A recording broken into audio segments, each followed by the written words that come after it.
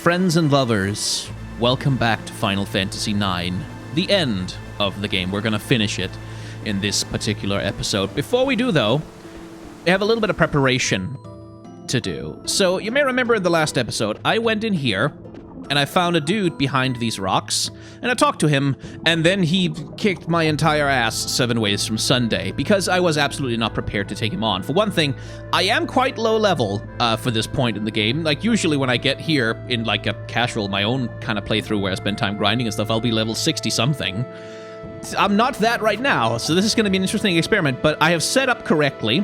I have guarded myself against the things that he can do. And so, theoretically, this time, we should have a chance to beat Hades and get access to his synthesis shop, which will be our last bit of preparation before we face the end of the game.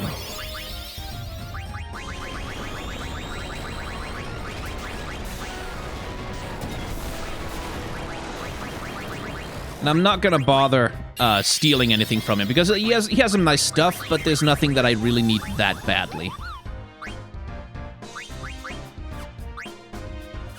And I've got Steiner with me because he has a holy weapon. He's got a sword that has holy element, and Hades here is weak to the holy element. That's also why I've brought Aiko, because on turns where I can afford not to use her for healing, I would like to have her cast Holy or Medine on his face. But yeah, that's also the reason why I didn't bring Quina, or rather Vivi, is because he casts Reflect on himself. And while there is a way for me to get around it if I want to, just rather not have to bother, frankly.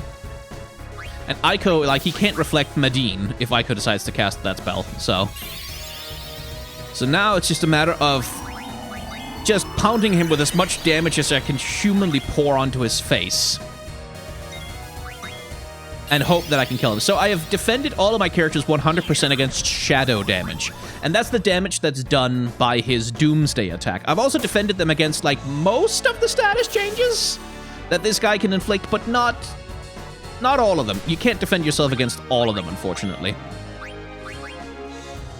There we go. He's powering the sword. So the way you can tell which attack he's going to use, whether it's Curse or whether it's Doomsday, is which number he counts down to before he uses the weapon. If he does it on, I think it's on an odd number, then it's Curse, and on an even number, then it's Doomsday. But having neutralized, like, most of his status changes, and also his ability to just, like, one-hit kill me with Shadow,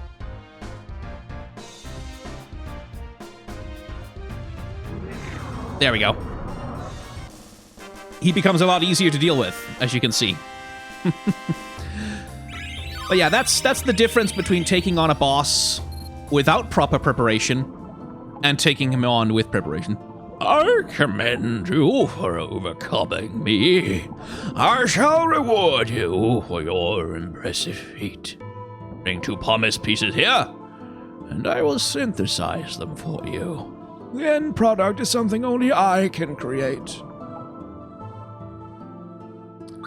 Indeed.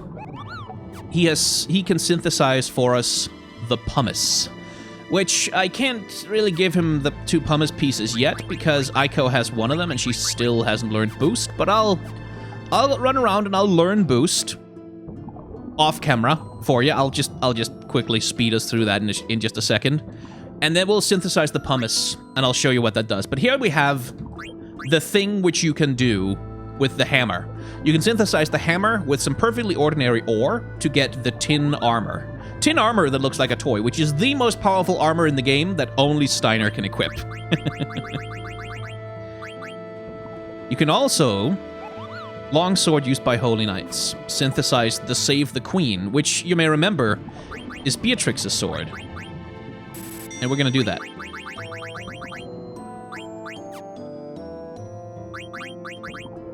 Now, you might think that Steiner would be able to equip it, but unfortunately not so much. It's just a thing that you can have. And I think it makes it, like, it does a thing where it, like, makes a tiny, tiny difference to the ending of the game, where, like, it makes a tiny little difference to specifically one little tiny scene just having it in your inventory. But in order to have it, as you can see, I needed the javelin from long ago in order to be able to synthesize this. So it's one of those things where, like, you need to have a specific number of items from earlier shops. Otherwise, you miss out on stuff near the end of the game. Anyway, I'm gonna go get Aiko to be able to to use boost now. And when we come back, it'll be time to take on Kuja. Oh, okay. I started recording just as I got into a battle. Anyway, I have finished doing the things and obtained the stuff. So now we're gonna forge the pumice pieces together into a normal pumice and see what it does. And it does something quite good, quite interesting. You'll enjoy it, I hope.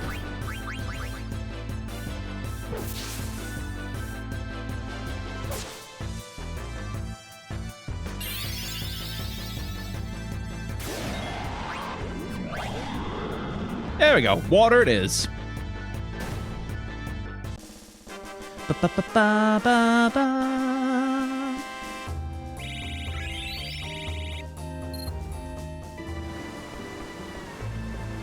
Hey, Hades!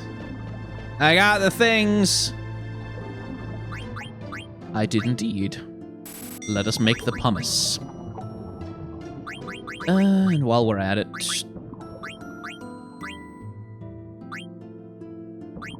get myself some more ethers as well.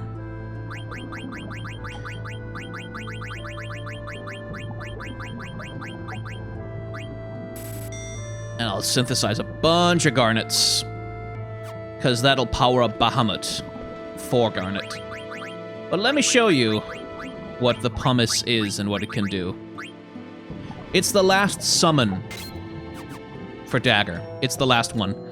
And we'll just use Arc on whatever we happen to encounter next, and enjoy the show.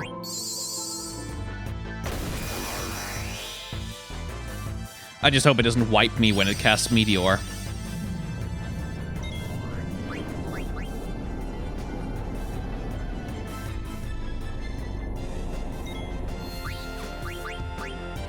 Recognize it? We fought this guy as a boss previously. In Oilver, even, I believe. But now here he is as the ultimate summon in the game, the most powerful one. He does shadow damage, and I don't actually remember if behemoths absorb that. It would kind of suck if they did. Oh, and also he's a mecha.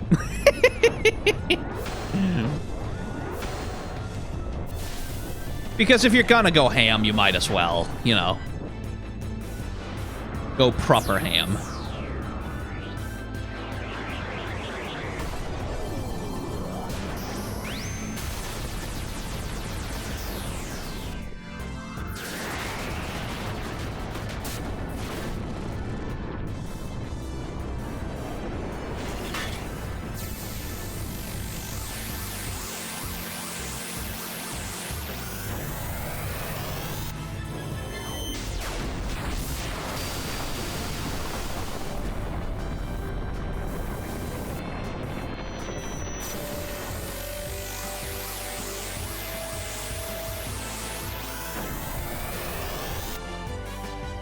There we go. But yeah, that's this game's version of, like, that. Of that, like, extremely over-elaborate, like, way too extensive summoning sequence. That's this version of it. And it is the, outside of Vivi's Doomsday, which damages your entire party as well. Ah, thank God he goes down without trouble. It's the only way to deal shadow damage that you have in the game. It's the, as far as I remember anyway, maybe Quina has a spell that does it, but it's like, it's the only way you really have on command to deal shadow damage to enemies who might be vulnerable to it. Of which there aren't many, because it's a really rare type of damage of elemental status. Anyway, time to go fight, and end Kuja, I suppose. But before we do, pay attention to this music. So what you have there, you have this harp ascending scale of, like, in 4-note increments, that is exactly the same construction as the prelude, which is the iconic Final Fantasy music, like that music. So this is like basically a reversed version of that, which sort of goes in the wrong direction. And of course, we are here at the crystal. And crystals being the source of all life is not a new thing to Final Fantasy games. In fact, it's how the series began, with 4 warriors of light, each of whom were carrying a crystal, an elemental crystal that needed to be restored to power in order to restore balance to the world. And the villain in the very first Final Fantasy game, the very first one, was a black-clad knight named Garland who served the forces of chaos that were trying to disrupt the world. So even Garland is, like, as I've said, is a complete throwback to Final Fantasy's past, and so is the music in here, and the idea of protecting a crystal as the wellspring of all things. And that's also very much the concept behind the game, as at least as told us here by Hironobu Sakaguchi, who is the game director, like the creator of the original Final Fantasy, is that what he wanted to do with this game was to create his Final Fantasy. Like, the one that's most like exactly the kind of game that he wanted to make, and most like the games that they made back in the day, which is part of the reason why you have 4 party members, is because that's how the game started. It's why you go to the medieval fantasy setting, because that's where the game started, and it's why we have all this talk, especially in the previous episode, especially, about coming back to the source of all memories, saying, like, there's this lineage of time that goes way beyond the world that you can see. And in that, he's talking both about, like, the concepts of the game itself in terms of, like, the meaning of death and the meaning of moving on from that and accepting it, and being part of a lineage of memory that goes back thousands of years, like, beyond you, something that's greater than you, being part of something rather than trying to stand apart from it, which is what Kuja is doing. But it's also a commentary on, like, this game as a unifying force that brings together all of the Final Fantasies that have been, and kind of puts a bow on that era of the game. And it certainly does, because Final Fantasy 10, 11, 12, 13, 14, 15 have all been massive departures. Anyway. Kuja! Nice of you to come. I'm surprised you beat the 4 chaoses that I created from the crystal's memory. But you're too late. Take a good look. Isn't it beautiful? It's the original crystal. This is where it all began. The birthplace of all things. Once I destroy it, everything will be gone. Gaia, Terra, the universe. Everything. Our lives and memories too, of course. Shut up! The only thing that's gonna be gone is you. I'll take you out right now. You honestly think that you can beat me? Even if you do, Gaia's already doomed. Its assimilation by Terra has begun, and the Aether Tree will incite a cataclysmic destruction of Gaia. It's all over for you and your friends. See? I win. Either way. It doesn't matter. Even if Gaia's assimilated, the planet will remain, and we'll start over to make a new home. Kuja, you're nothing but a coward. If you're gonna die, leave us out of it. Why should the world exist without me? That wouldn't be fair.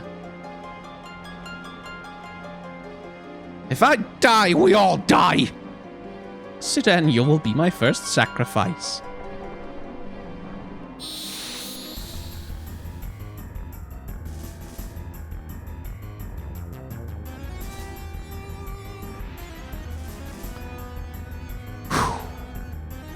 Here's hoping I can actually take him. But we'll start with Deathguise here.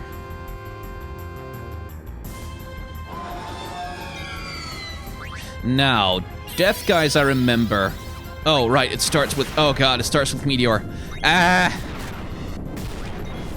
The son of a bitch. Oh, that's not good. Deathguise is vulnerable to sleep, which is going to be my saving grace in this fight. Because I need to keep him very much asleep so that he doesn't cast any more meteors. And also any more other things, because I don't want him to. I don't want it. I definitely don't want that. So Deathguise is another throwback boss. He's another throwback character to the game's past history. In that Deathguise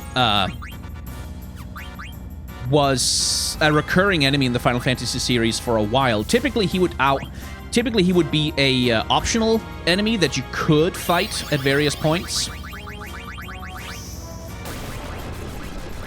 Okay, I want slow on him so that he'll stay sleepy longer.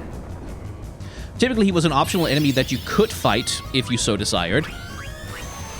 And he would be very difficult. He would have a lot of instant death attacks, typically, hence the name.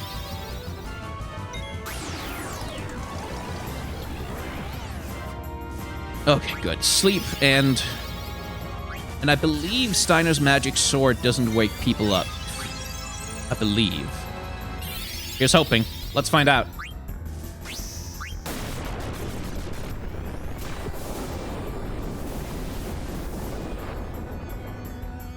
Yeah, it doesn't. Excellent. Because that'll just keep Sedan ready to reapply Soul Blade all the time, pretty much. While everyone else focuses on smacking him down.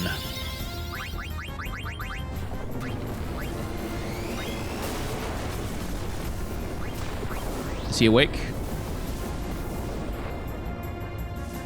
Nope, not yet.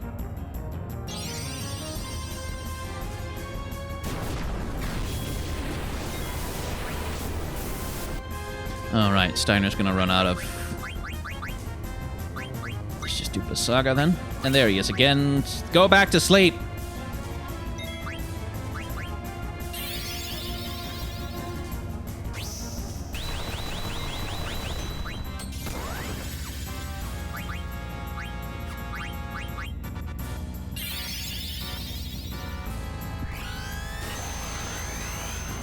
But yeah, he has Meteor. He can use it if you don't keep him asleep pretty much all the time. So that's what we're going to try and do.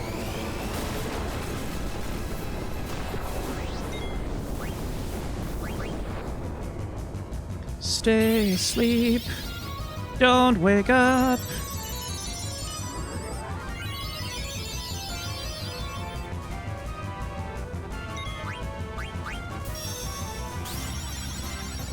And you'll be easy enough to deal with, so long as you stay asleep.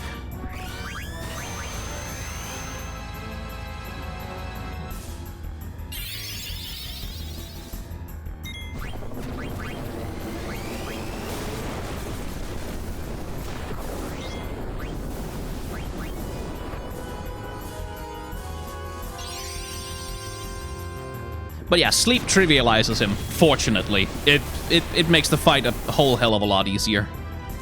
Which again is the power of Sedan's ultimate weapon, is that it gives you that ability to set a really powerful status change with 100% accuracy all the time. Which you're really not supposed to be able to do. Like, it's sort of...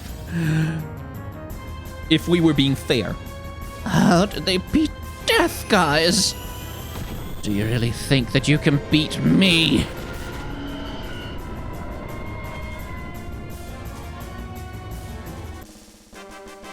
Da, da, da.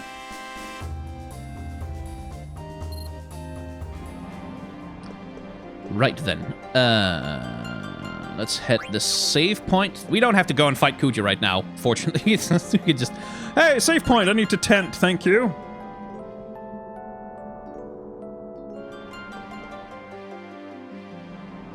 Okay, let's go beat Kuja, the final boss of the game. I can't believe you beat Deathguise. Well, my time is almost up. Time to die, everyone!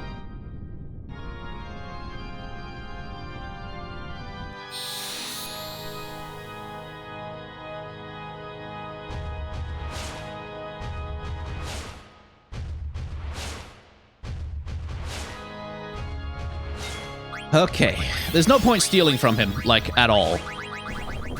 So we're not gonna bother with it.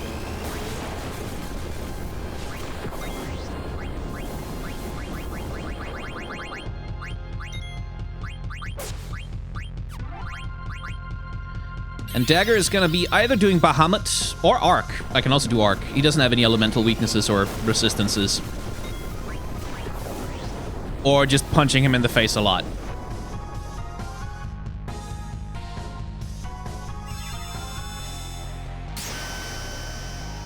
Nice. Steiner really is my powerhouse.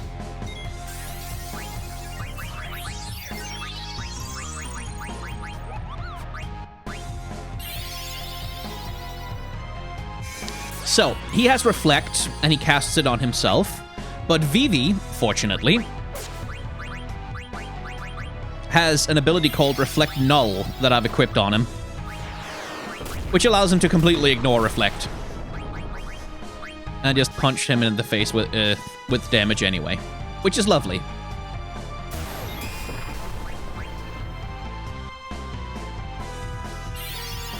Ooh, that's gonna hurt. That's gonna hurt a lot. Who is he casting it on?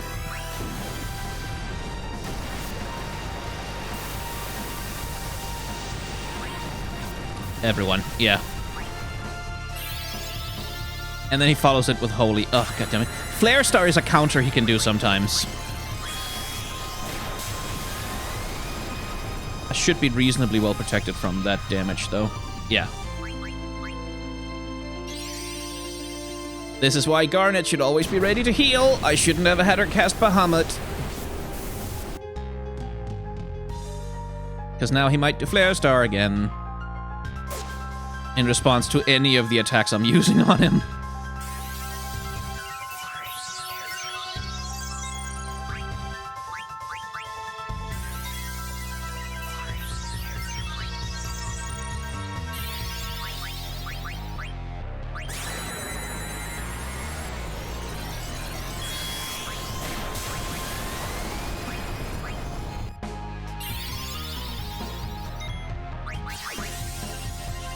Okay. I believe I'm set up to beat him. Like, because I made sure that my characters had holy resistance. So that it wouldn't, like, completely take us out.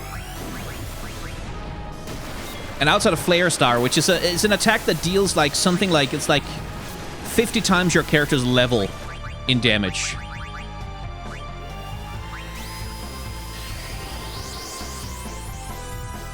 Outside of that, he doesn't have that much power to hurt me. It's just you have to be careful about that counter. Because there we go. It might take out Dagger now, which is bad.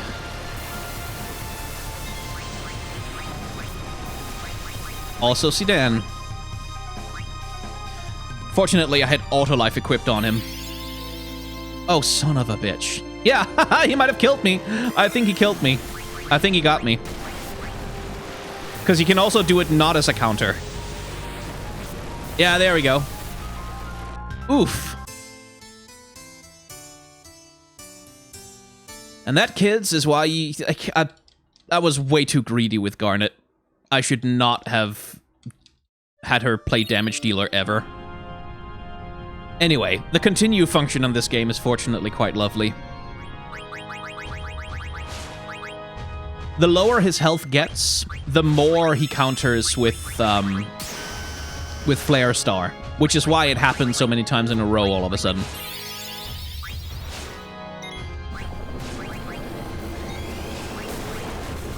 So this time around, I'm going to play a little bit more defensively, rather than just trying to lay damage on him relentlessly.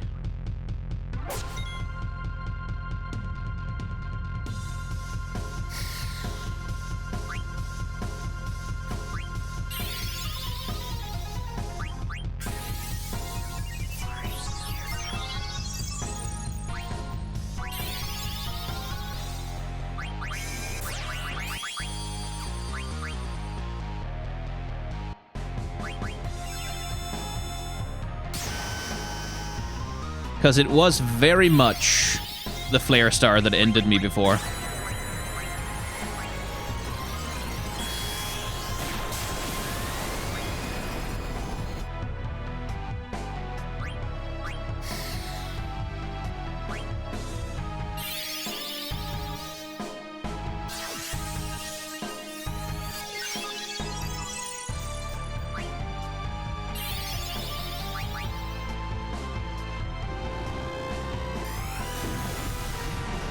Just gonna have Garnet heal that up before we do anything else.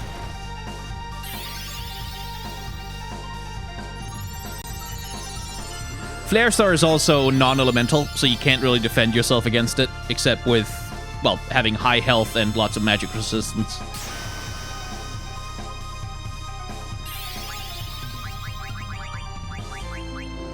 Okay, use an elixir on someone. Who needs it more? Well, Dagger, probably.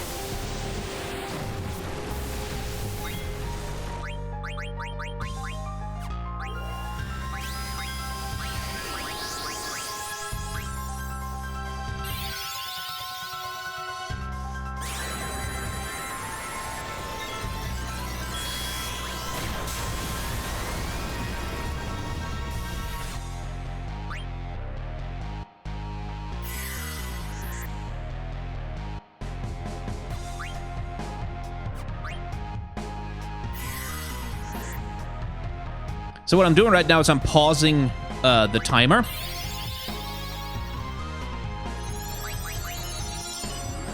To avoid Kuja's turn gauge charging up until I can get done healing everyone.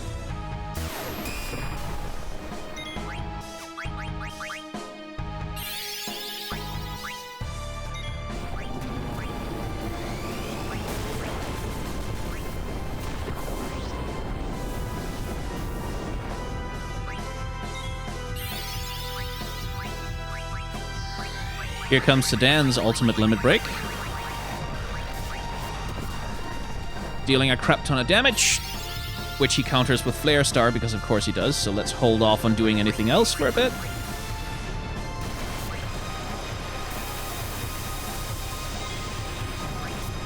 Ah, motherfucker!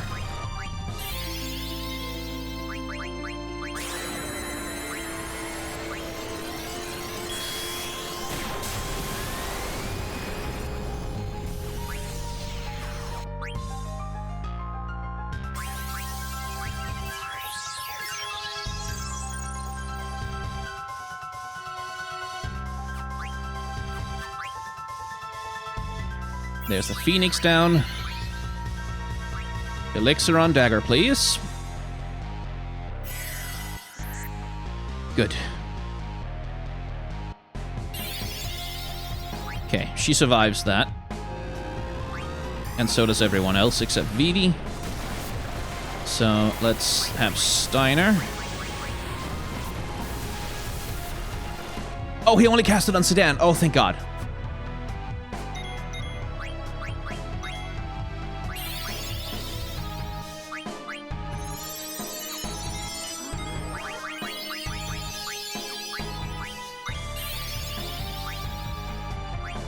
But yeah, if you don't have holy resistance, this fight is a nightmare.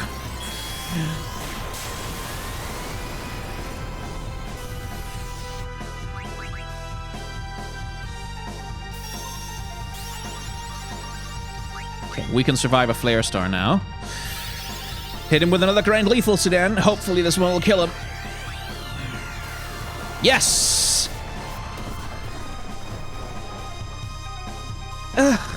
I'm gonna die anyway.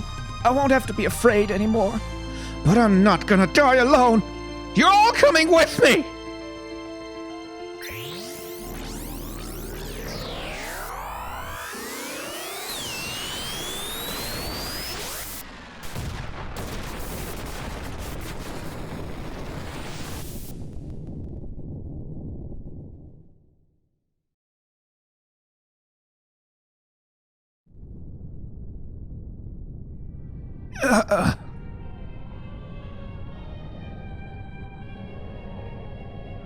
What happened to the crystal?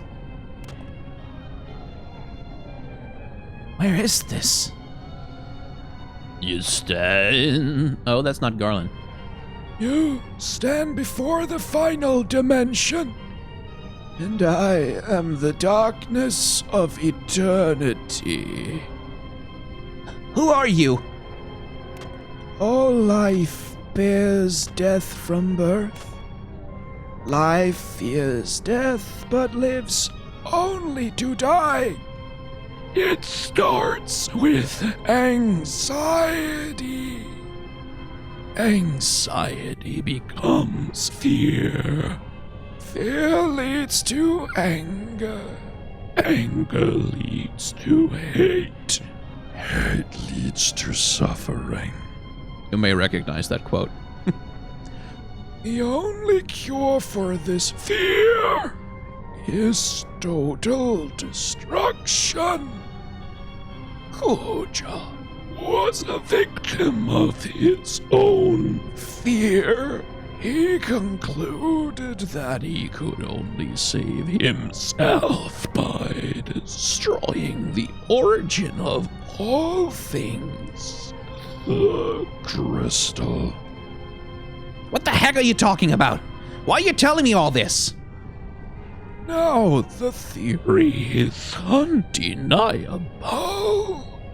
Kuja's action proves it. All things live to perish. At last, life has uncovered this truth. Now it is time to end this world. What do you mean by that? I exist for one purpose. To return everything back to the zero world, where there is no life and no crystal to give life. In a world of nothing, fear does not exist. This is the world that all life desires. Who the hell do you think you are? You're not ending anything. Never. Not as long as we have the will to live. Foolish creature. Your fears have already deluded you. One day you will choose destruction over existence as Kuja did. When he sought to destroy the crystal, the purpose of life ended. Now come. Enter the zero world that you desire. No! We'll destroy you and prove you wrong.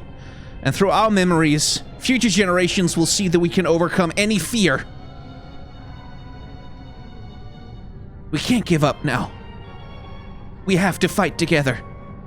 Even if we lose, it doesn't matter. Our memories will live on inside others. So even if we are born to die, I'm not afraid. I'm gonna live. So, now we get one chance to select our party, anyone we want, and equip them with and heal them up, and equip them with abilities. So,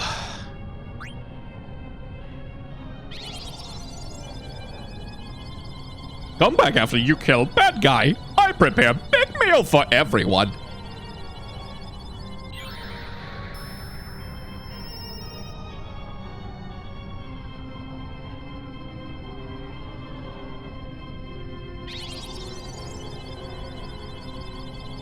don't screw up.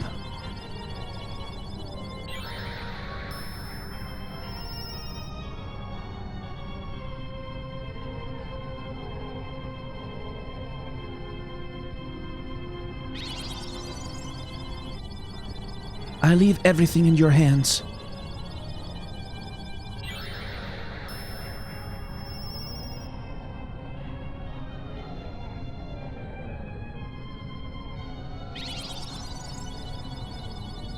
Promise me you'll win.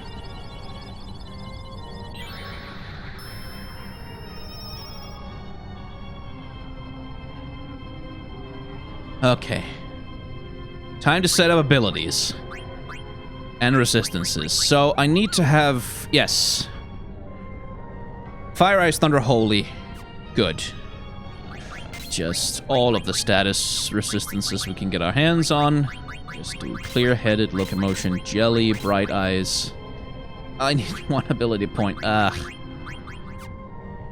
Okay. Whew. I think we're about as ready as we can be.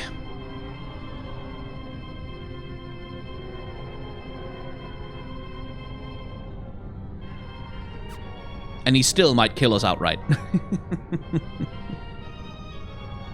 We've come too far to lose now. Let's just wrap this up and go home. All of us.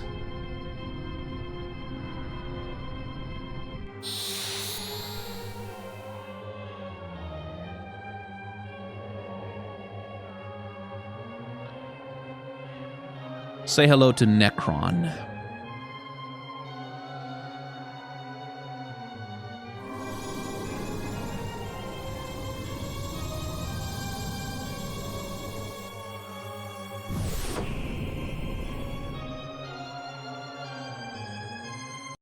Who's a very untraditional, well, kind of.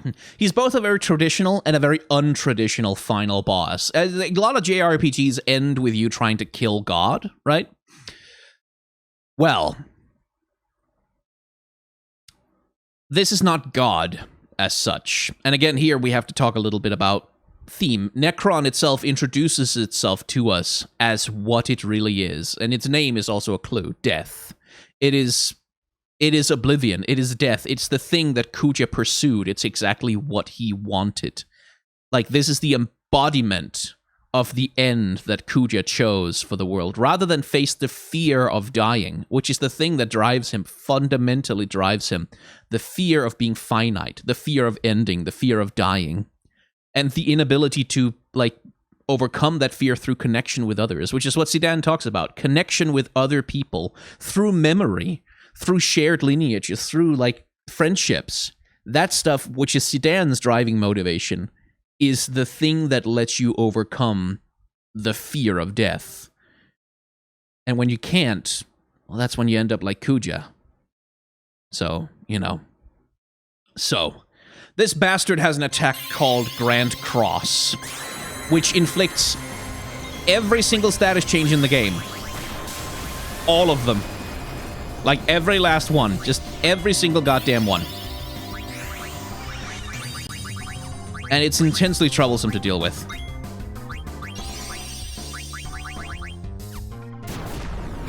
Now, it's vulnerable to slow.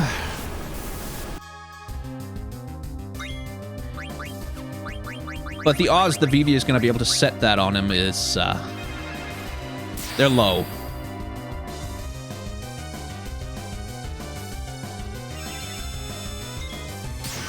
Okay, I'm just going to keep Garnet ready to do healing.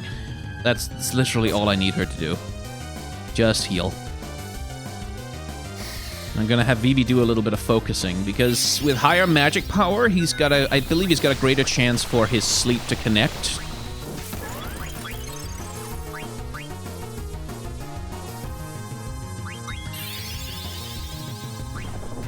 But yeah, this guy takes a lot of turns. He's a bastard. Okay, how's Steiner looking after that? It's not too terrible. Let's see how much. Yeah, I know.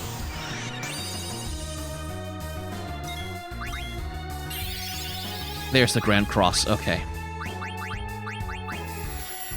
It inflicts every status change. All of them. Which is why I had to invest so much in status protection.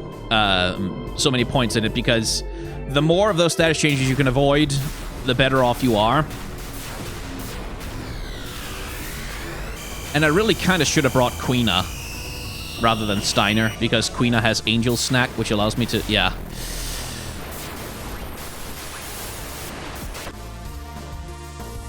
How the hell is she sleeping? I didn't equip Insomniac on Garnet. Oh, fuck me sideways. That might kill me. That might actually end me. Yeah, Vivi's gonna die again now.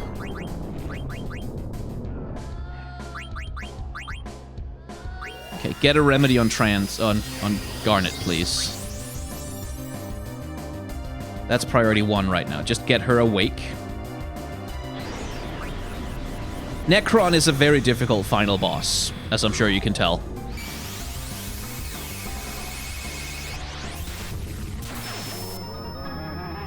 Yeah. There we go.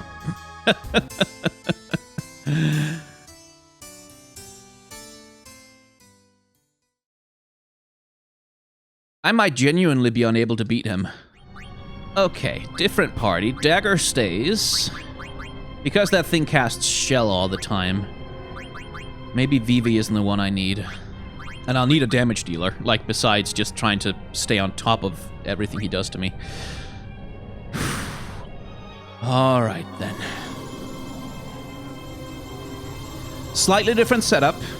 This time I'm going to use Mighty Guard as soon as I can.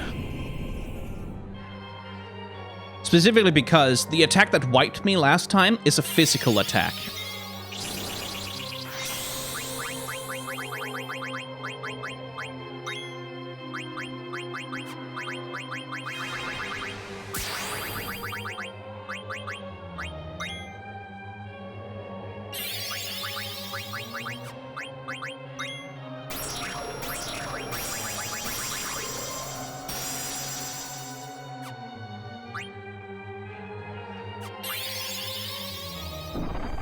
Oh, you son of a bitch.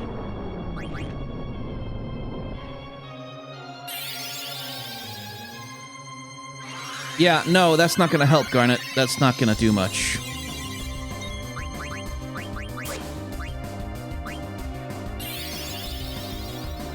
And here come the status changes.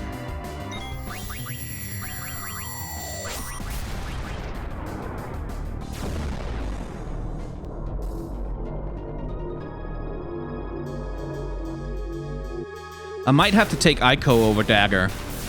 Just because Aiko has full life and can bring people back to 100%. Instead of risking it doing a double attack.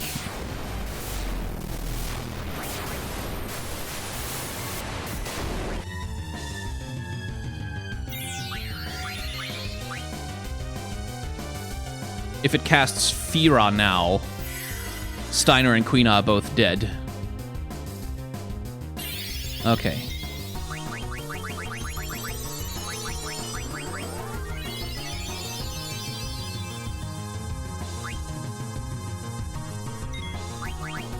Here comes the neutron ring. That's probably gonna take out Steiner.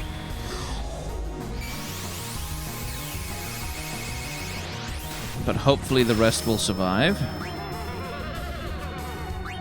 Yeah, got that right.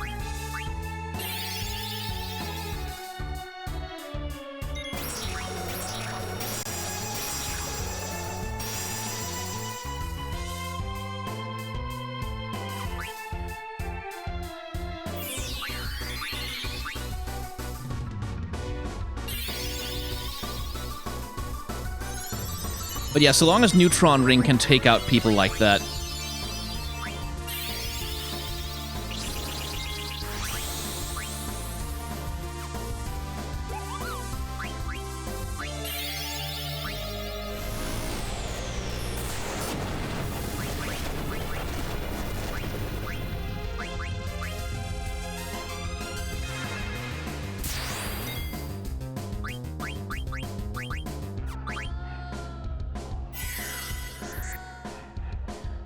I may be in trouble no matter what I do.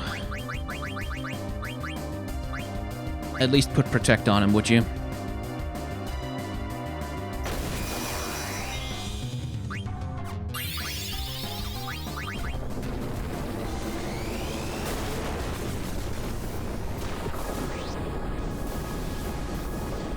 So in a lot of JRPGs, it tends to be that, like, the final battle is a little easy. Like, once you've gotten there and you've, like, got a stock of 1 billion items, like, at that point, the game is like, okay, yeah, sure, go on. Why not? We'll give you an impressive, like, cinematic final boss fight, but we won't actually... You know, we won't actually challenge you that hard. Not Final Fantasy IX.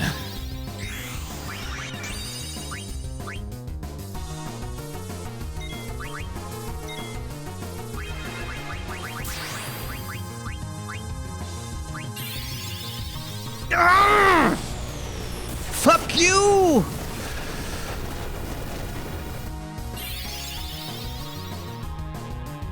Oh, die in a fire.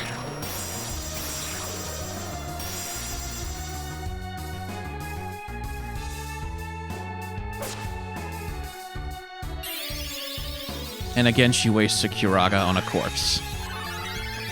Okay, let's get 2 status bars up.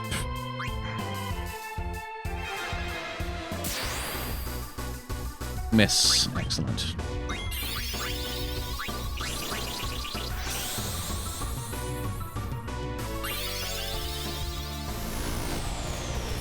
Yeah, it takes a lot of turns.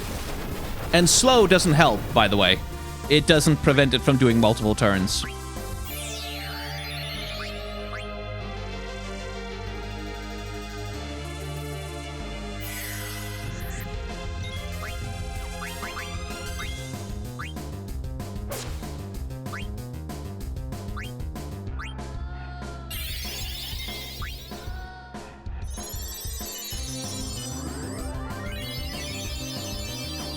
Okay. Here come the status changes. Okay. Let's see how they shake out.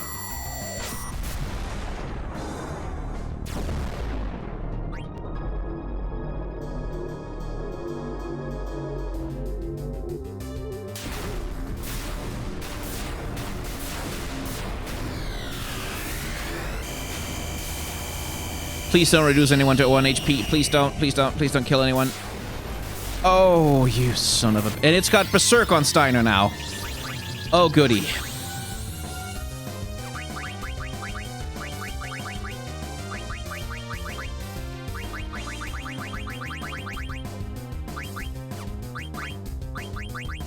Okay. Can't do anything about that. I'm gonna have to try and get Dagger back on her feet. And just hope that it doesn't do anything that deals damage to her.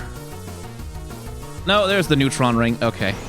Which might take out Queena because the Protect is gone.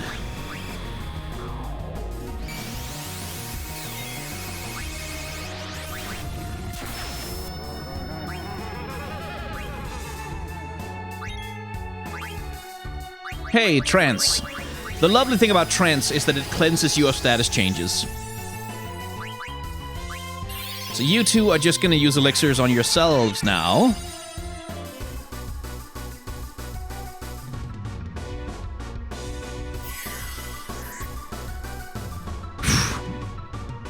And this might be a case of me just being underleveled. Like, it might be that I just don't have the levels to deal with this boss. Both because leveling up increases your speed, which is nice.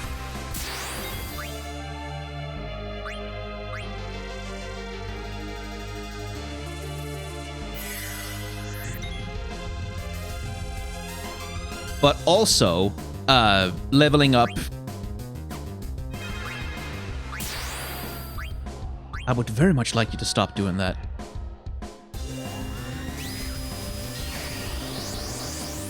Leveling up gives you more health, and more, what are they called?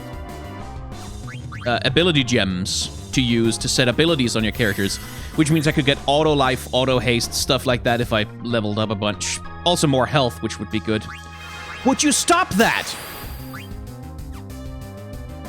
Thank you.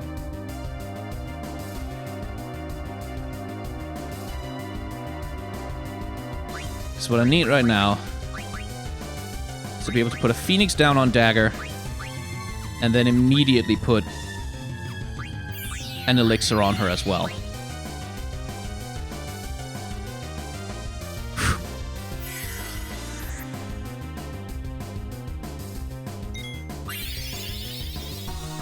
Here comes the Grand Cross again.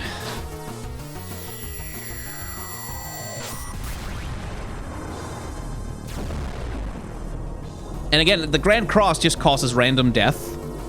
And there's nothing you can do to protect yourself from that except have auto life on.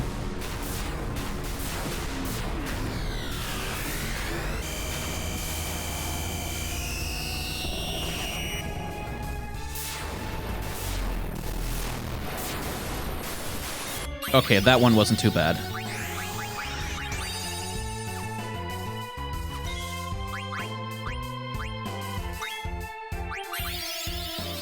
Like, there's Doom, but, yeah. Take the good with the bad.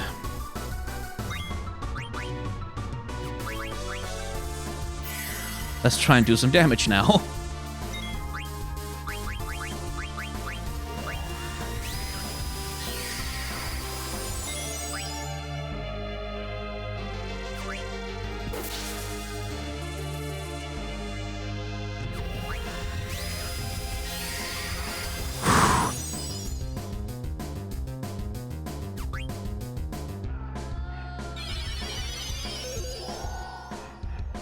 But yeah, nothing you can do about Doom whatsoever. So I'm not gonna try. Okay, so that might just take out Garnet again. Which would suck a lot. Please survive it. Please, please, please, please, please. Good. Now heal everyone. Now. Instantly, immediately now.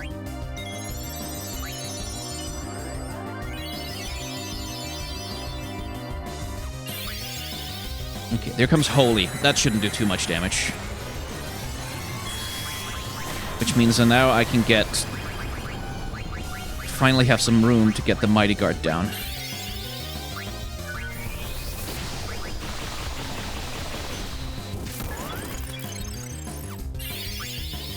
Stop casting so many spells, you piece of shit!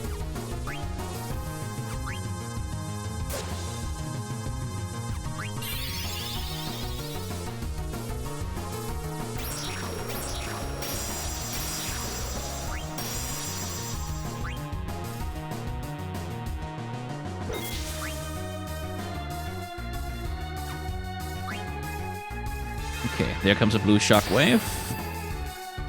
On Queena. We can deal with that.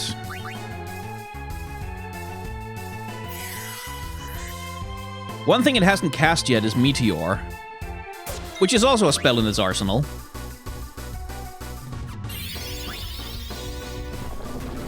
So, I'm gonna keep 2 gauges ready to revive Garnet when she dies in a second.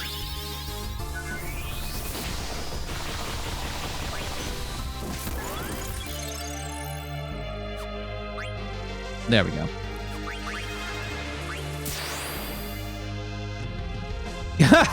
Oh, that was lucky. Oh, fuck you.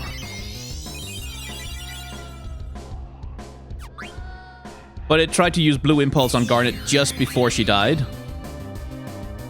So that's something.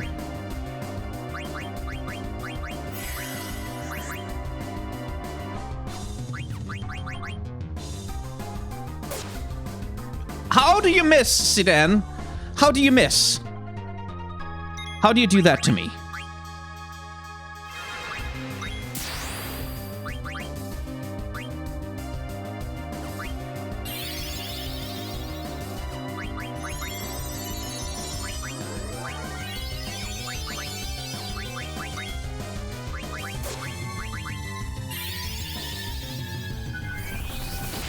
Okay, not dead yet.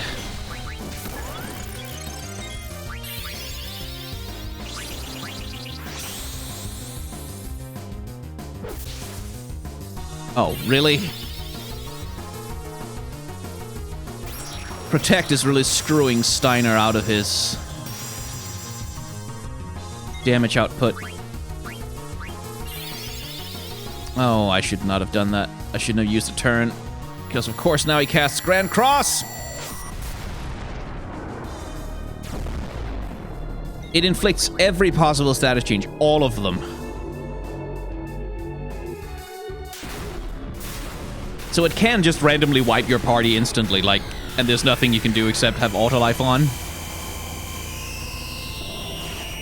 Who's gonna die? Oh god, I was so lucky.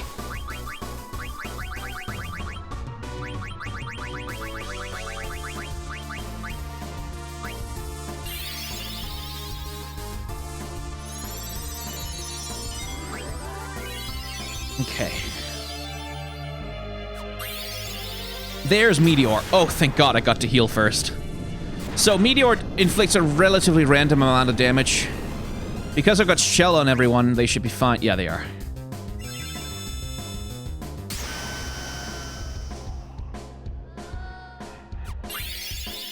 There's Thundaga.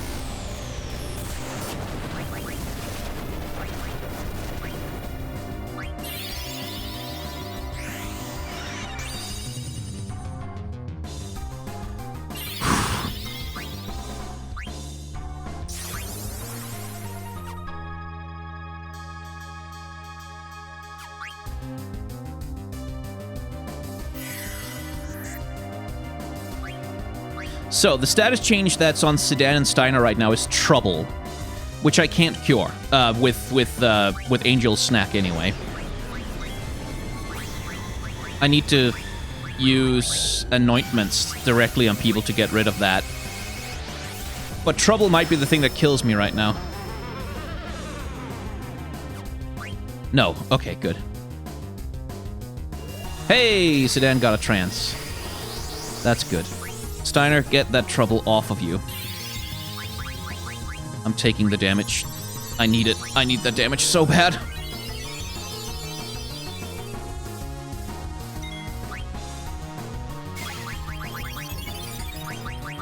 Because what Trouble does is that anytime damage is applied to one character, it's spread. Like, every other character on your team takes damage as well, which, in case you can't tell, is bad.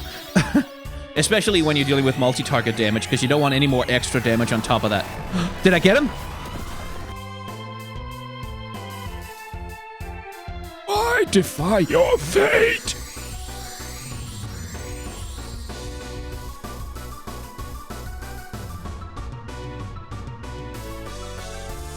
Is the will to live that powerful? Holy fuck, I got him. Whoo!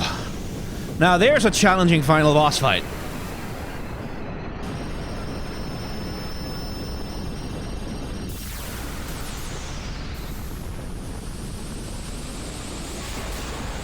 That's the one thing. The HP totals of the bosses, even the endgame bosses in this game, are pretty low. I think this guy has something like 90,000 health. I am eternal. As long as there is life and death.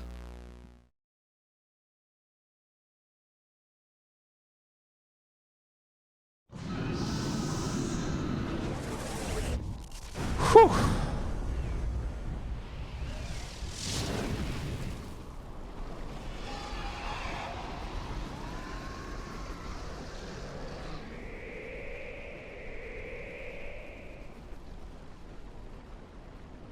The Aoife tree is angry. Are you alright? Yeah, but look at what's happening. So, what Kuja said was true. The Aoife tree's beginning its violent reaction. What's gonna happen? I don't know, but it doesn't look good.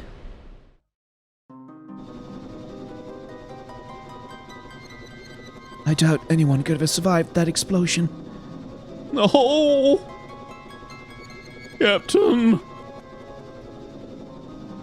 They are still alive. What? Where are they? Over there. The Hildegard is probably closer. You, the tall one. Sir, Hagen Plutonite 8, ma'am. I didn't ask for your name. Contact the Hildegard right away. Yes, sir, ma'am, sir.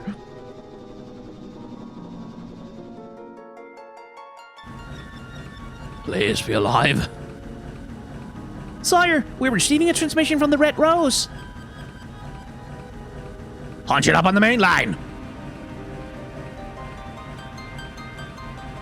This is the Red Rose. You're not General Beatrix. Who are you? Oh, my name is Mikoto. Everyone is alive. You are very close to them. What? How do you know? I can hear him. Ooh. Prepare to land immediately. I don't remember the proper voice I gave Sid.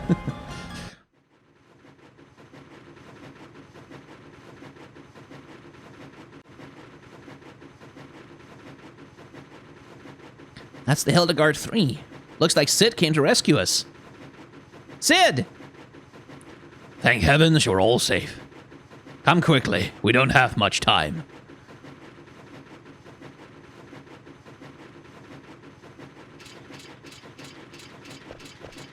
Farewell, Sedan. Ah, damn it. What's wrong? Why don't you go on ahead? I'll catch up with you all later. I have to take care of something. What? He's still alive. He can't be. Sedan, what are you doing? Steiner, take care of Dagger. What? What do you mean by that? Kuja's still alive. I can't just leave him. This is ludicrous. Just because the two of you are from the same planet doesn't mean... No, that's not the reason. Come on, Sedan! Why are you doing this?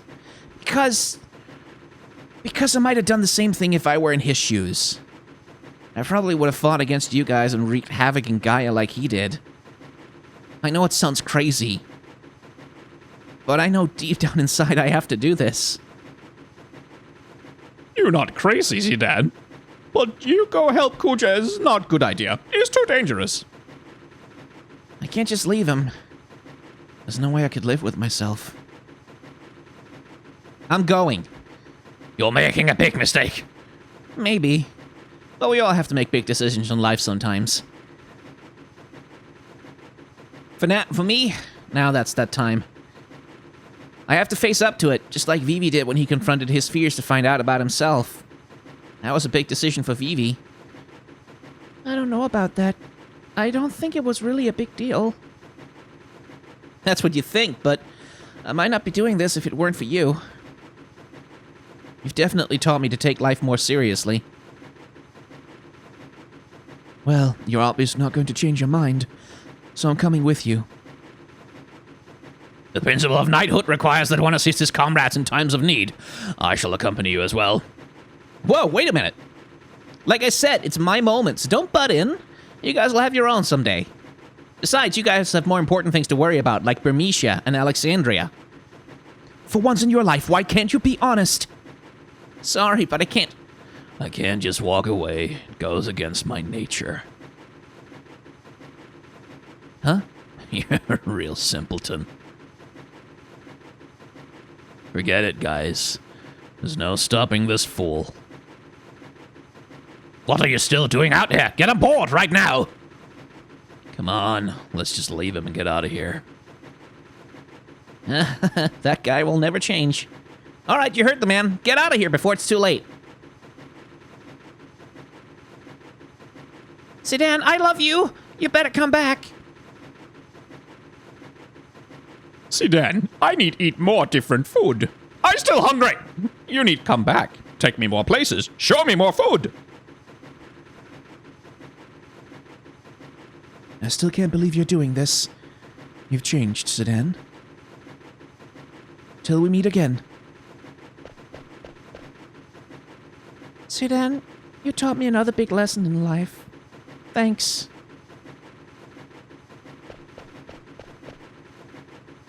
Sedan. Princess, we must go.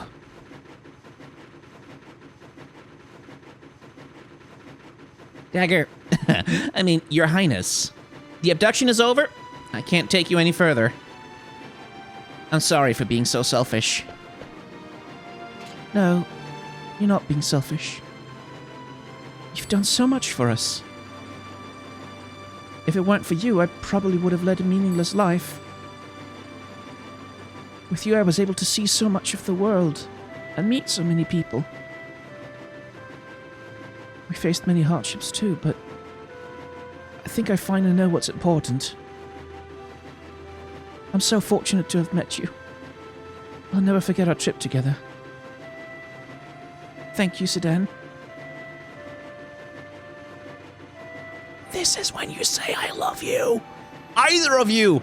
Dumbass morons. Promise me one thing. Please come back.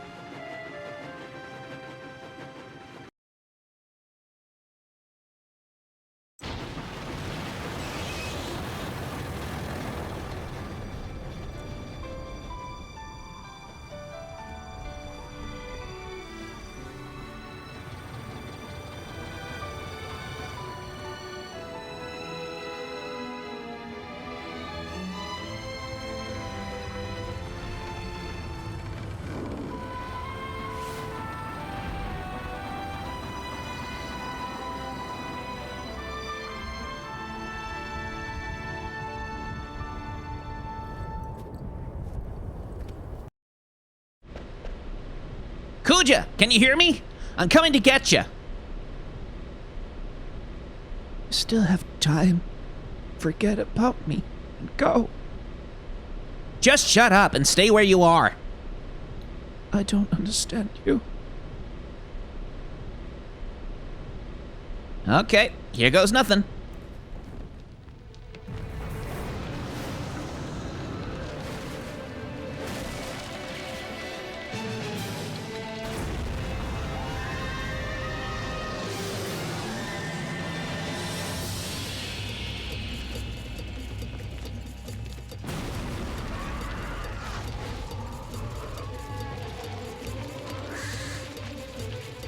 This is one cutscene where I don't understand why they didn't full motion animate Sedan.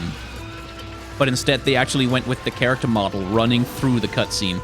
It looks cool as hell, but it's an odd choice.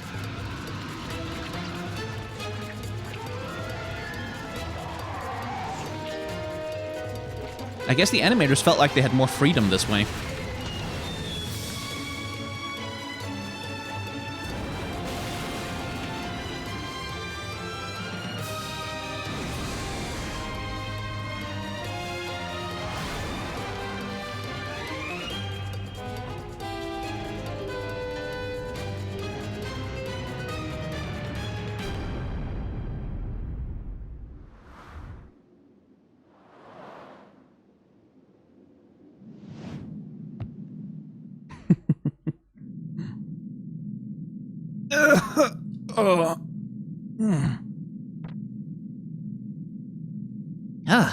Still alive. Well, I guess that was pretty crazy.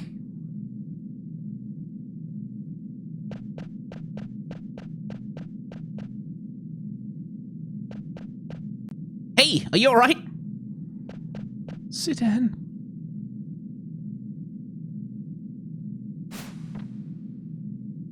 What are you doing here? I thought I told you to go. Yeah, wouldn't you do the same for me if you knew I was dying? Never mind. Your comrades were able to escape. Yeah, I knew you had something to do with it. I'm glad they made it. Yeah, well, it's our turn to get moving. I don't deserve to live after all that I've done. I'm useless to this world. No one's useless. You helped us escape, remember? After you guys beat me, I had nothing left. Nothing more to lose. Then I finally realized what it means to live. I guess I was too late.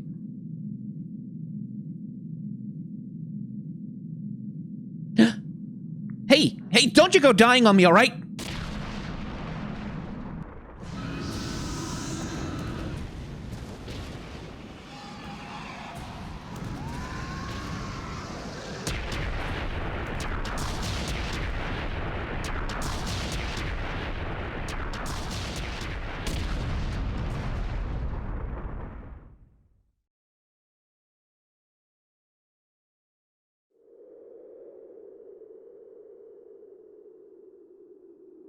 Kuja, what you did was wrong. Oh.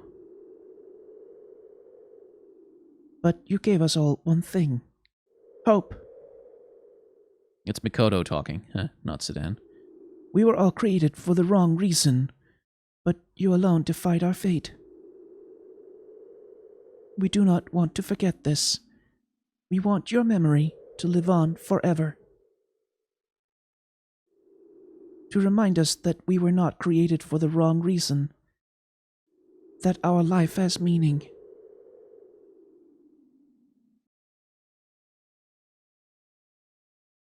Sometime later.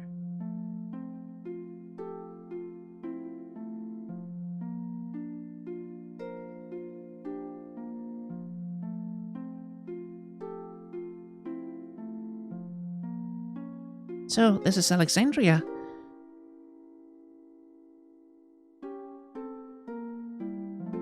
Pick up the pace, will ya? I don't believe it, Vivi. Vivi? How do you know that name? What are you talking about? It's me, Puck. How could you forget me? Puck? You know, Puck. The Prince of Bermesia? Oh, come on. What's wrong with you? If you're not Vivi, then who are you? I'm... Vivi's son. Yo! Look at all the Vivis!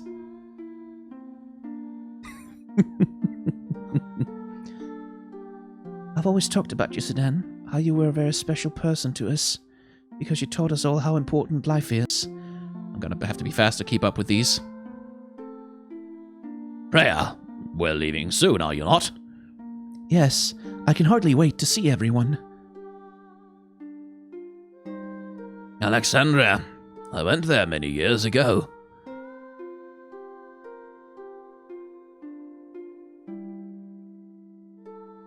How long will it take to rebuild Bermesia? I don't care, as long as I'm with you. I love you, Freya. Yet he still doesn't remember our past. I just want to cherish our time, right now.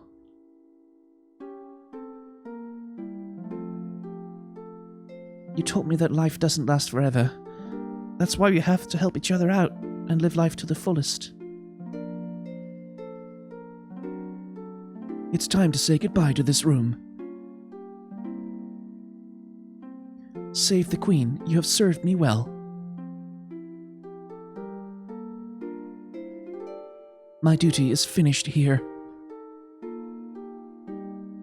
Farewell, Alexandria.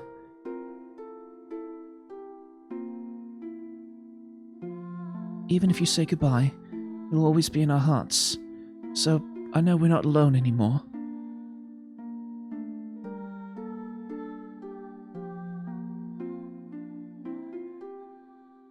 Hey.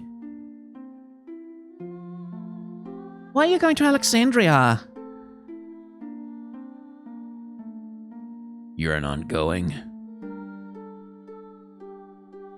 I never said that. Hey, wait! Why I was born, I wanted to live. Thanks for giving me time to think.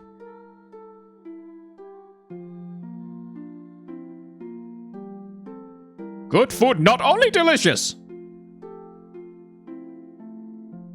Good food made with heart. This very important when cooking for friends.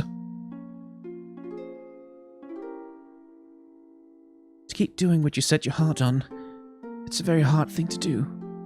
We were all so courageous. Hurry, hurry! We gotta get there before the play begins! There's no need to hurry. The theater ship is no match for my new ship. My new Hildegard is the fastest ship ever. Do I have to remind you? You said the same thing about the theater ship. Ahem. That's what you said, father. Aiko, what did you just call me? Darling, she called you father. Father, mother, hurry! Say it again, Aiko. What to do when I felt lonely. That was the only thing you couldn't teach me. But we need to figure out the answer for ourselves.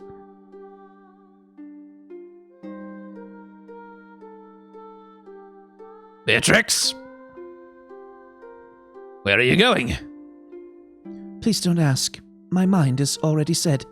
Wait, listen to me.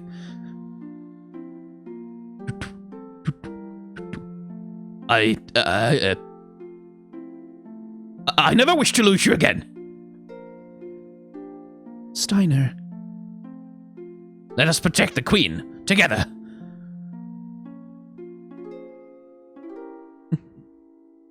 I'm so happy I met everyone. I wish we could have gone on more adventures. But I guess we all have to say goodbye someday.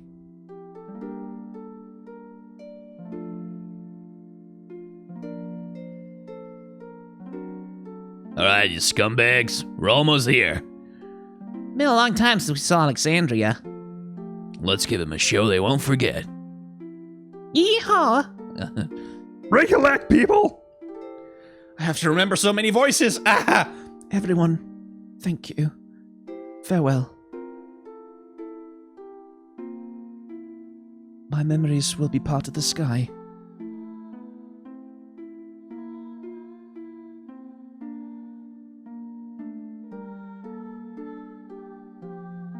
Oh, it might be Vivi talking. I don't actually know whose voice it is.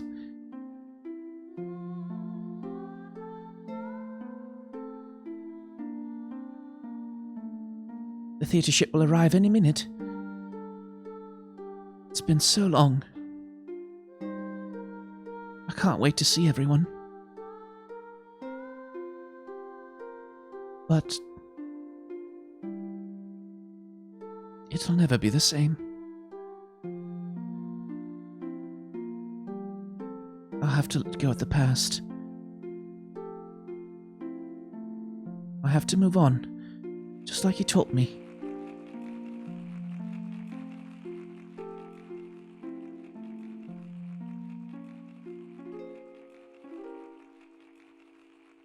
Ladies and gentlemen, tonight's performance is a story that takes place long, long ago.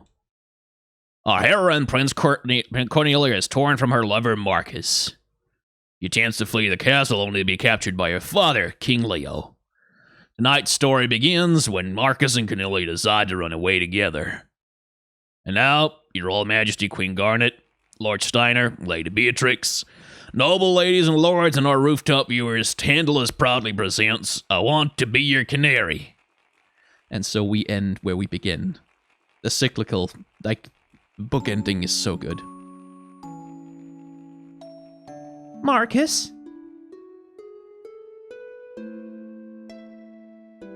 Sweet Marcus, I fear I love thee more than I should. Princess, wilt thou be happy, married to a lowly peasant such as I? Prithee, call me princess no more. Marcus, wilt thou truly cherish me, the king's only daughter? Or is such a desire too dear to wish for? After our nuptials, shall I become no more than a puppet? A mindless puppet, never to laugh, never to cry? Again, I apologize to the American South. I wish to live my life under the sky. At times I shall laugh, at other times cry. For no life is more insincere than that lived as a masquerade. So much consideration thou hast given it, but worry not.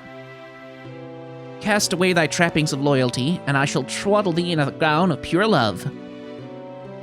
Pray, my love, make me thy canary, to keep forever in the cage of thy bosom.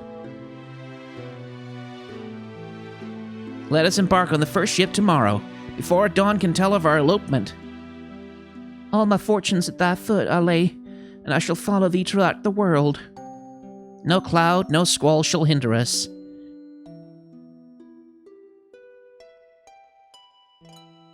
Oh, love is the sweetest joy, and the wildest woe. All I wish is to be by my sweet Marcus's side. Fie! It shall be war again unless this marriage is stopped. Ne'er will I let their plan come to fruition. Good day to ye, Highness. Good day. Wist thee of Marcus? Marcus, what news dost thou bring? This! Ooh!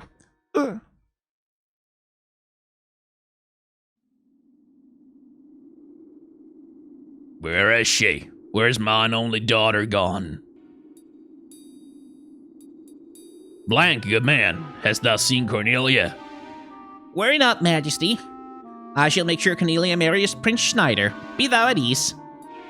At ease, sayest thou? How can I rest not knowing if she's safe? Could it be? Thou hast betrayed me. But my troth, sir, I betrayed none other than poor Marcus. Thou had the gall to betray thy dearest friend. Wouldst thou not betray me as swiftly? Stay thy hand, I merely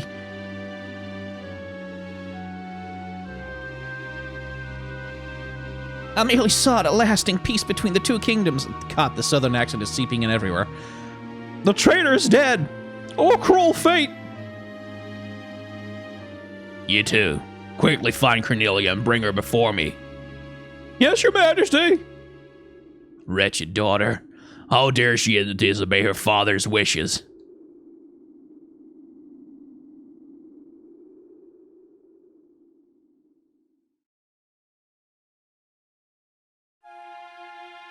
The time for our departure is long past. Where is Cornelia? Marcus, the ship soon embarks. Board ye this boat alone, and peace should come to both kingdoms, as Blank so said. Speak, Marcus! She told me that she could not live without me.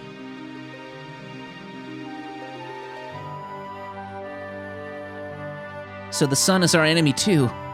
The eastern sky grows bright. Will we not spread our wings as yonder birds in joyous flight? Hark, Marcus, they cannot wait any longer. The ship departs. Could she have betrayed me? Nay, ne'er would my love speak false. I must have faith. She shall appear if I only believe. As the sun lets me know we are a prey instead to the twin moons. Beseech thee, wondrous moonlight, grant me my only wish. Bring my beloved dagger to me!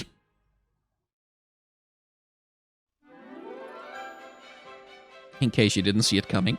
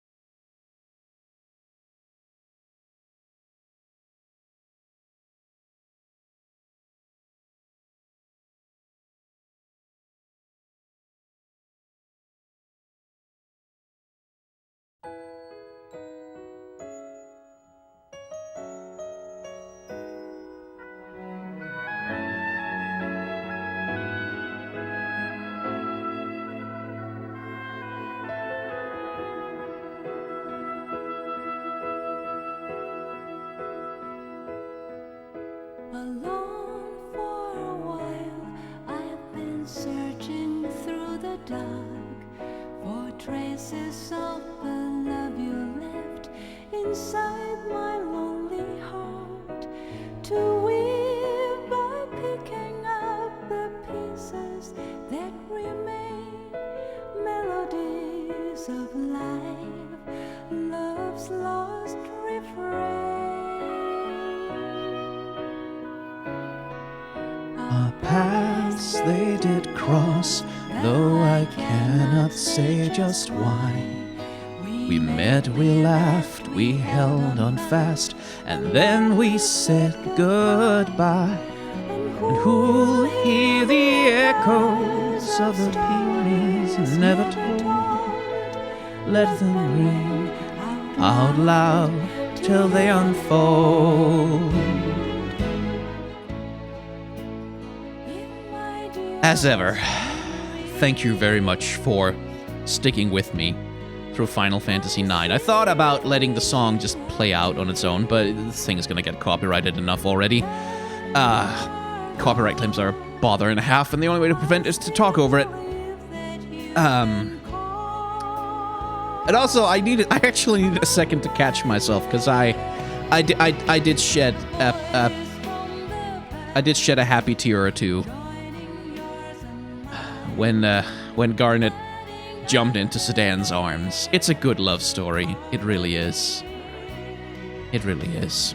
And it ends where it began. And I want to remind you, remember the themes, like the very obvious themes of the play, I Want to Be Your Canary, as it's presented. It's like, it's this story about love conquering all, which makes it the perfect the perfect way for Sedan to show up again. Love conquers all. He comes back because she, Garnet, his relationship with her, and with all the friends that he has, but with her especially, is his home. The home that he's been looking for all his life is her. That's the whole...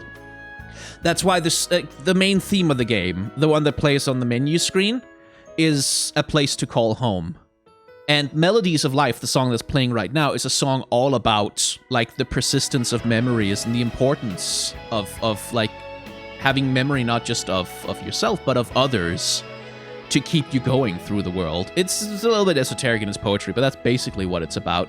Which is the song that Garnet, of course, has been singing. Like, it's that same melody. And, yeah, I mean, Final Fantasy IX is just such a fucking cohesive game. I don't know how you write something this big and this long with this many characters and this many side characters. We didn't even see all of them, by the way. When you're in Memoria, when you finally get there, you can go back to places like Dali, and you'll see, I don't even know if you remember these characters, but part-time worker Mary and part-time worker, I think his name was Jeff, the two crazy kids at Southgate who ended up getting together. They're working in the item shop in Dali now. Like that's a detail that's there that I just was like, I forgot that we could go and look at it. I don't know how you do that and keep a consistent theme throughout the whole of it. Now, I remember as a kid playing this game that Necron deeply confused me because he comes out of nowhere. Like, he's a complete asshole of a final boss, basically, because it's been Kuja the whole time. It's been Kuja. We're dealing with Kuja. We're beating Kuja. Kuja is the guy. He's the villain. He's the thing, right? So who the hell is this Necron guy? He's just got pulled out of the game's ass so that we can have an anime final battle against God, I guess. But no, Necron does have a point because he's the manifestation of exactly what drives Kuja, which is why when we meet him again, like, as Kuja says, once we beat him, he loses everything, including that genocidal hatred, essentially, that was driving him to be so destructive, because he had no other way of coping with the fear of death and the fear of his own mortality. It was all he had, which is why Sedan said, if it had been me in his shoes, I might have done the same thing. And we saw that in the You're Not Alone sequence, when he's, like, at his lowest point after having had his ideas of who he is shattered by Garland. That's when he's closest to becoming the kind of person that Kuja ended up being, because he was alone with everything. With all of this destiny nonsense about, oh, you're supposed to blah, blah, blah, the thing with them. Like, he had all this destiny nonsense on him, but also his own will and his own soul and his own drive to live, but no one to trust with it at all. And Necron is the embodiment of all of that trauma, all of that fear, all of that loneliness. All of that, like, because, again, Necron wants to reset everything back to zero. It wants to undo all of Final Fantasy in the meta-narrative. Again, Final Fantasy IX is a game very much about the history of the series and what the series Final Fantasy itself is fundamentally about. And in this case, like, as the game clearly expresses, it's about love, it's about connection, it's about friendship, it's about making memories, and having those memories, like, sustain you and become you throughout your life so that you can keep going, so that you can keep being a person. Even when everything falls straight to hell. As perhaps some of us nowadays may be familiar with. Like, maybe those are some themes that have some resonance for us. I don't know. So that's how Necron makes sense. He's still an asshole. Like, it would have been nice if there'd been some hint of its presence before the very, very end of the game. But that's what Necron is. That's what it represents. Like, the destructive urge just to get rid of everything. Like, the world can't exist without me, and other people don't get to be happy without me. That narcissism, that selfishness and self-obsessedness. And then the end.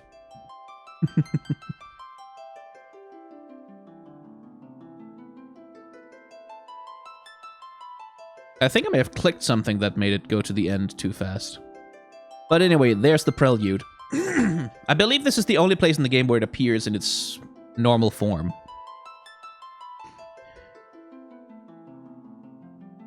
But yeah, that's what Final Fantasy IX is about, at least in my estimation. Someone once asked on Twitter, like, could you summarize, if you were to summarize Final Fantasy IX, how would you do it? And I think I said something along the lines of, a thief and his friends confront death and find a way to cope with it while battling his brother, who couldn't do that. Like, who couldn't find a way to cope. Which is about as succinct as you can sum it up, I suppose. And then there's the meta-narrative, where Final Fantasy is also about, like, what has all of Final Fantasy been about for Hironobu Sakaguchi and the original teams that created the original series way back in the day on the NES, and then managed to sustain it through 9 games before he finally handed directorial duties and, like, stepped back from the games a little bit. What had it all been about? Like, what had all of these games been trying to express? And it's this.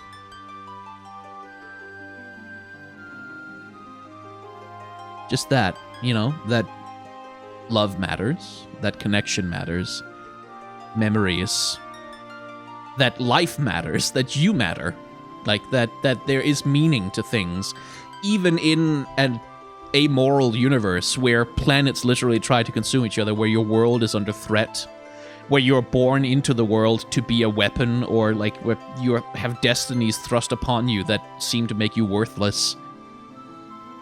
In spite of all of that, you still matter. In spite of all of it, forever. Which is a hell of a thing to say with a video game about fantasy monsters and shooting lightning bolts at dragons. But yeah, Final Fantasy IX is the best one. It's the best one. The other ones are fine. Some of them are great. But 9 is the best one. Not only because it's designed, like I'm a sucker for visual design, you know me. Not only because that is just the best the series has ever been, although Final Fantasy X, as we shall see soonish, does give it a run for its money in a few ways. But because it's so itself, like, it has this, that's the magical thing about Final Fantasy, is that it has this high fantasy aesthetic that in some ways looks like every fantasy thing ever, right? Like, it looks like every fantasy universe, every medieval European, like, it has that, but then it also has its own completely unique design sensibility, like the way Steiner is designed. Just him as a knight character. Instead of being all Dark Souls-y and looking cool and stuff, like, it just looks like a walking barrel with this ridiculous feather hat thing, like these little touches. And Beatrix, who could so easily just have been like a generic sort of arrogant sex bomb enemy person, and she is very hot, like she's definitely a sexy character design. But then there's also like those big awkward gloves that she's got going on, and the eye patch thing, and she's sort of dressed like a pirate almost in some ways with the big belts and the sword. Like, there's so much little stuff going on in this game, and they have fishmen. There's people who are fish and hippos that walk around, and bird people, and all kinds of just, it takes fantasy and says, okay, So let's do some motherfucking fantasy. Let's not just do orcs and goblins and like 2 different kinds of humans. And let's actually do like, and not explain it. No, explain why is Burmecia full of rat people? I don't know, because it doesn't need a mythology. It doesn't need a backstory because it's a fantasy fairy tale. Nothing else has ever been like it. Not quite. Like things have tried, but nothing has captured that sheer just spirit of fairy tale invention that Final Fantasy IX has, where its world feels so complete. And it feels so much like it exists without the player characters. Like I said, there's so many side quests and NPC storylines that just happen in the background, and you may never see them unless you know how to seek them out, unless you play the game like more than a few times. And really get to explore it. And that's what makes, even though it is like, when you map it all out on a chart, Final Fantasy IX is a perfectly linear game. You go from one place to another place to another place to another place to do the quest thing. But that's why it feels like a world that you can explore. Like the whole section with Garnet on the cable car with Steiner as they're trying to cross Southgate, that whole section, it's so slow and almost nothing happens in it. Like really, if you in terms of driving the plot forward, it's just this little vignette of a thing of like Steiner awkwardly getting past the gate guards and sort of managing to navigate its way through, and Dagger sort of starting to come to terms with the ways in which she's changed and the ways in which she hasn't in the brief time that she's been with Zidane. And having this reacquaintance, like where Steiner runs into Marcus and Cinna again, but he's also changed a little bit. Like he's still a pompous jerk, but he's like, you get the sense that he's like he's not gonna execute them right away now. Now at this point, he's just gonna like grumble at them and be a bit of a jerk at them. But like you get the sense of change in the characters. I could gush about this game for 10 hours. I'm not gonna do that because this video needs to end at some point. But I have so many feelings about Final Fantasy IX, you guys! So many! And never enough time to get them all out. But just thank you so much for indulging me. For coming, like, the comments people have been leaving on Final Fantasy, like, you know, on all of my games, like everything I do on this channel, really, but the comments people leave, like saying, hey, oh, like, this is a thing I didn't know, or you made me feel differently about something, or like, oh, it's so nice to see you go through this thing that...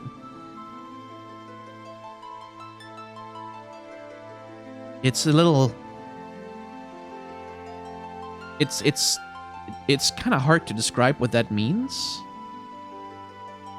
Because I have loved this game so hard for so long, and then to make videos and express that love, and have people respond by with enthusiasm, with like, oh, yeah, great, like with acceptance.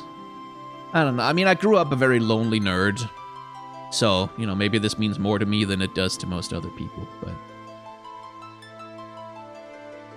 Seriously, thank you for indulging me, for coming along, because I would play through the game on my own, no matter, like, happy to do that, but when I show it off, like, when I get to go through the game and talk to you guys about what it means to me, I also get to think about it harder. Like, I get to re-examine it with fresh eyes, and I get to discover it myself again. Kind of, not quite for the first time, but it's kind of like seeing it again for the first time, because now I'm showing it, you know? I'm passing it on, in a way. Anyway, I guess this has to end at some point, doesn't it? Thank you very much for watching this whole series, and just also this particular video, especially. If you've enjoyed it, if you made it this far, why not leave a like? It's helpful. It, you know, algorithm thing does go up magic. Something, yeah. I have a Patreon, a merchandise store, and a tip jar. If you want to leave me a tip or buy a thing, then you can do that. Memberships are available on this channel. I don't want to self-promote right now. I really don't. And so on. Thank you very much for watching. Please remember to wash your hands, and... Thank you.